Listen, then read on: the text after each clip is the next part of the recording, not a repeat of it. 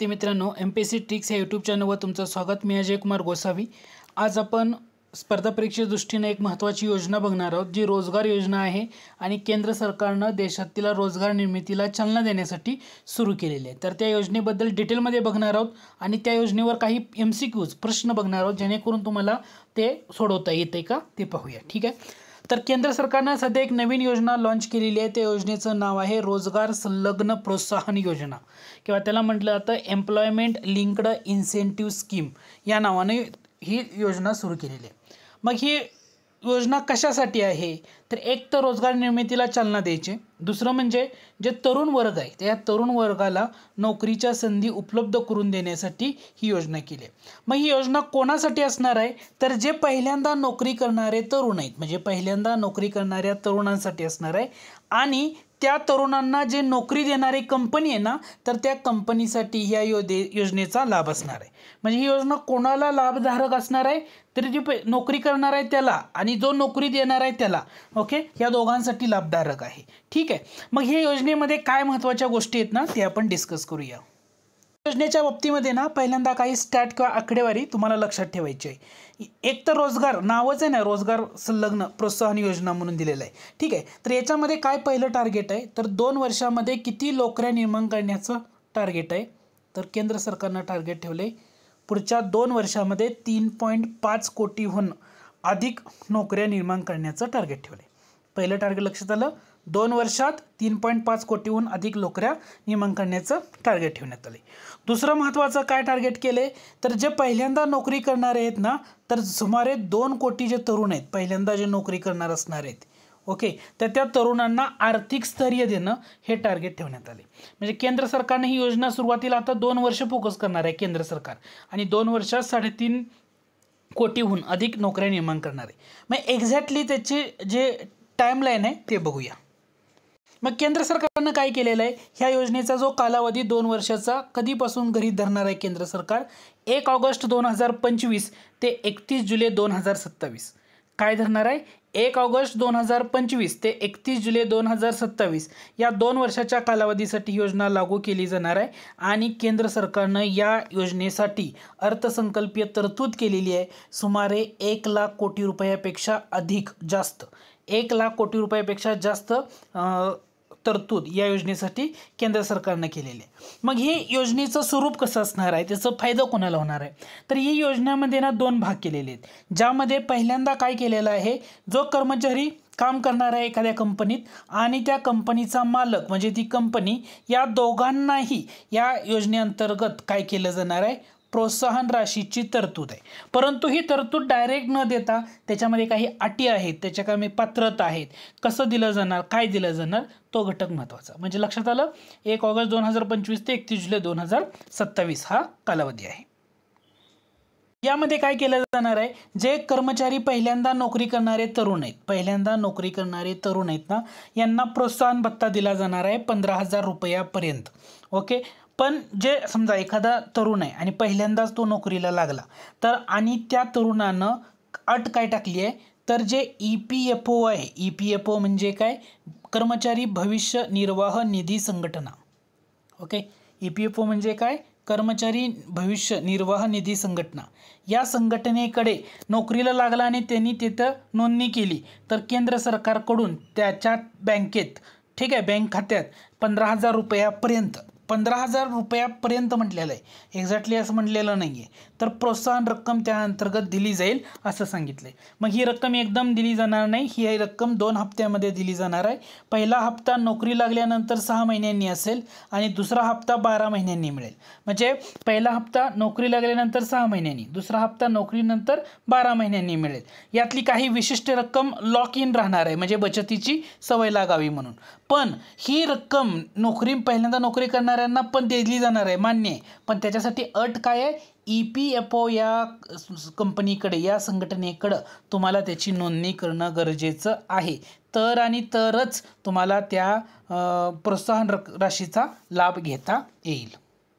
मग आता एक तर झालं ज्याला नोकरी लागणार आहे तो तरुण आणि जो कंपनी आहे, तर त्या कंपन्यासाठी काय फायदा आहे, तर समजा एखाद्या कंपन्यानं नवीन कर्मचाऱ्याला नोकरी जर दिली तर सरकार त्या कंपन्यांना काही प्रोत्साहन रक्कम देणार आहे. ती रक्कम कसं असणार आहे, तर एक नवीन कर्मचारी असेल, प्रत्येक नवीन कर्मचाऱ्यामागं 2 वर्षासाठी रक्कम दिली जाणार आहे आणि ती रक्कम दरमहा 3,000 रुपयापर्यंत दिली जाणार आहे. 3,000 असं म्हटलं नाही, 3,000 रुपयापर्यंत असं त्या योजनेमध्ये म्हटलेलं आहे. काय की प्रत्येक नवीन कर्मचाऱ्यामागं 2 वर्षासाठी दरमहा 3,000 रुपयापर्यंत रक्कम दिली जाणार आहे. म्हणजे हा लाभ कंपन्यांना होणार आणि जो नोकरी करतोय त्याला 15,000 रुपयापर्यंत प्रोत्साहन राशी दिली जाणार आहे आणि त्याच्यामध्ये पण भाग केलेला आहे. ठीक आहे, तर हा एक महत्त्वाचा घटक. मग कंपन्यांना ही रक्कम असे नाही मिळणार, त्यांनी काय करावं लागेल, कर्मचाऱ्याला 6 महिने नोकरीत ठेवावं लागेल आणि ज्या ठिकाणी 50पेक्षा कमी कर्मचारी असतील तर त्यांना 2 नवीन कर्मचारी नियुक्त करावे लागतील कमीत कमी, आणि जिथं 50पेक्षा जास्त कर्मचारी असलेली कंपनी आहे तर 5 नवीन कर्मचाऱ्यांना नियुक्त करावं लागेल. असं महत्त्वाचा घटक यामध्ये ते वाढवण्यात आले. आता याच्यामध्ये ना बरेच चेंजेस केले जाणार आहेत कालांतरानं, पण सध्या हा घटक डिक्लेअर केलेला आहे. आता त्याच्यामध्ये अटी टाकलेली आहेत. अटी म्हणजे काय, समजा जो कर्मचारी आणि जो पहिल्यांदाच EPFO अंतर्गत नोंदणी करत आहे आणि योजनेसाठी पात्र आहे, पण त्याचं मासिक उत्पन्न हे 1 लाखापर्यंतच असावं. 1 लाखापेक्षा जर जास्त असेल तर त्याला हे योजनेचा लाभ मिळणार नाही त्या कर्मचाऱ्याला. ओके, आणि EPFO अंतर्गत ज्या कंपन्यांनी नोंदणी केली त्या सर्व कंपन्या या योजनेचा लाभ घेऊ शकतील असं म्हटले. फक्त कर्मचाऱ्याच्या बाबतीमध्ये अट काय टाकली आहे, त्या कर्मचाऱ्याचं मासिक वेतन 1 लाख रुपयापर्यंत असायला हवं. 1 लाखापेक्षा जास्त झालं तर त्याला या योजनेअंतर्गत लाभ मिळणार नाही. या योजनेवर काही प्रश्न बघूया. केंद्र सरकारनं रोजगार संलग्न प्रोत्साहन योजना कोणत्या कालावधीसाठी लागू करण्याची घोषणा केलेली आहे. आता कालावधी आपण बघितला 1 जुलै, तो कालावधी काय होता, 1 ऑगस्ट 2025 ते 31 जुलै 2027 हा कालावधी होता. जुलै नाही आहे, ऑगस्ट. 1 जुलै 2025 ते 31 जुलै 2027 2 वर्षासाठी. ठीक आहे. पुढच्या प्रश्नाकडे जाण्या अगोदर तुम्ही जर आपला अँड्रॉइड ॲप डाउनलोड केलं नसेल तर ते नक्की करा. गुगल प्ले स्टोअरवर जाऊन MPSC tricks bye Ajay Kumar search करा किंवा डिस्क्रिप्शन बॉक्समध्ये मी या लेक्चरच्या तुम्हाला ते लॅबची लिंक देतो आहे, त्याच्यावर जाऊन ॲप्लिकेशन डाउनलोड करू शकता. वेगवेगळे कोर्सेस आपल्या ॲपवर लॉन्च झालेले आहेत. चालू घडामोडीचा कोर्ससुद्धा लॉन्च झालेला आहे. 149 रुपयामध्ये 1.5 वर्ष कालावधी आहे. प्रत्येक लेक्चर किती वेळा पाहता येईल आणि इथं सेक्शन वाईज चालू घडामोडी आपण अपलोड केलेले आहेत. महत्त्वाचे लेक्चर्स आहेत, तुम्ही त्याचा नक्की लाभ घ्या आणि तुमच्या मित्रांना शेअर करा. ॲप्लिकेशन डाउनलोड करण्यासाठी गुगल प्ले स्टोअरवर जाऊन तुम्ही ते डाउनलोड करू शकताच, पण डिस्क्रिप्शन बॉक्समध्ये मी लिंक देतोय, त्या लिंकवरनं पण तुम्ही डाउनलोड करू शकता. जाऊया पुढच्या प्रश्नाकडं.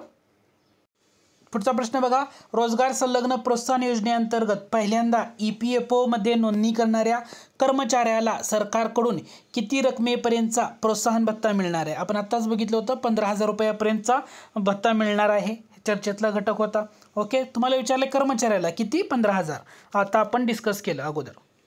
पुढचा प्रश्न बघा, कंपन्यांना नवीन कर्मचारी नियुक्त केल्यावर प्रति कर्मचारी किती रुपयापर्यंत मासिक प्रोत्साहन रक्कम मिळणार आहे. तर ती कंपन्यांना मिळणारी रक्कम किती असणार आहे, तर ती 3,000 रुपयापर्यंत आहे. किती, 3,000 रुपयापर्यंत. पुढचा प्रश्न बघा, रोजगार संलग्न प्रोत्साहन योजनेचा लाभ घेण्यासाठी 50पेक्षा जास्त कर्मचारी असलेल्या कंपन्यांना किमान किती नवीन कर्मचारी नियुक्त करणे बंधनकारक आहे.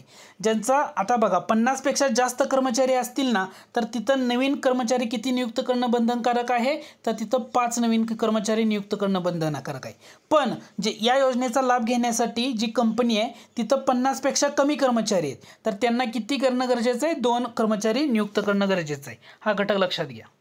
ओके, हा घटक महत्त्वाचा आहे की 50पेक्षा कमी कर्मचारी आहेत ना त्यांना किमान 2 नवीन कर्मचारी नियुक्त करावे लागतील, आणि जिथं 50पेक्षा जास्त कर्मचारी आहेत ना त्यांना नवीन 5 कर्मचारी नियुक्त करणे बंधनकारक या योजनेअंतर्गत ठेवण्यात आले. ह्या अटी आहेत आणि ज्या तुम्हाला फोकस कराव्या लागतील.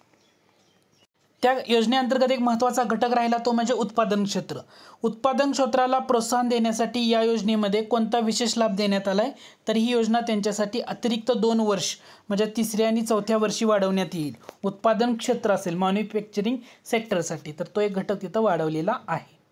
आता टिपिकल प्रश्न की जिथं तुम्हाला MPSC कन्फ्यूज करू शकते असा प्रश्न बघा, खालीलपैकी कोणतं विधान रोजगार संलग्न प्रोत्साहन योजनेबाबत चुकीचं आहे ते ओळखा.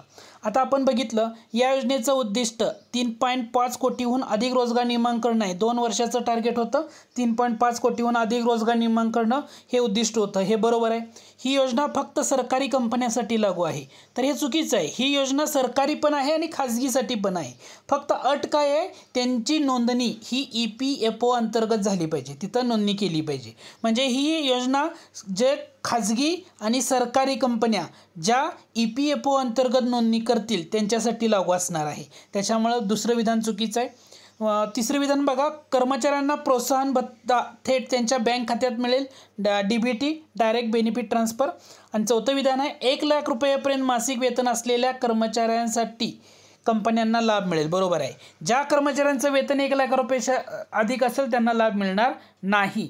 तर इथं चौथं विधानसुद्धा बरोबर आहे. चुकीचं कोणतं आहे? पर्याय क्रमांक 2. का? तर ही योजना खाजगी आणि सरकारी कर्मचाऱ्यांसाठी असणार आहे. फक्त अट आहे की त्यांनी नोंदणी EPFO अंतर्गत केली पाहिजे. म्हणून इथं फक्त सरकारी कंपन्या म्हटले ना, म्हणून दुसरं विधान चुकीचं आहे. अशा टाईपचा प्रश्न आहे. तर लक्षात ठेवा, रोजगार संलग्न प्रोत्साहन योजना. आय होप ही योजना तुमची एकदम डिटेलमध्ये तुमच्या लक्षात आली असेल. आपण त्याच्याबद्दलचे बाकी इतर बारकावे आणि इतर मुद्दे पाहिलेले आहेत. तुम्ही आपला अँड्रॉइड ॲप डाउनलोड केलं नसेल तर ते नक्की करा. गुगल प्ले स्टोअरवर जाऊन तुम्ही MPSC tricks bye Ajay Kumar असं सर्च करा किंवा डिस्क्रिप्शन बॉक्समध्ये लिंक देतोय त्यावर जाऊन इथे ॲप डाउनलोड करा.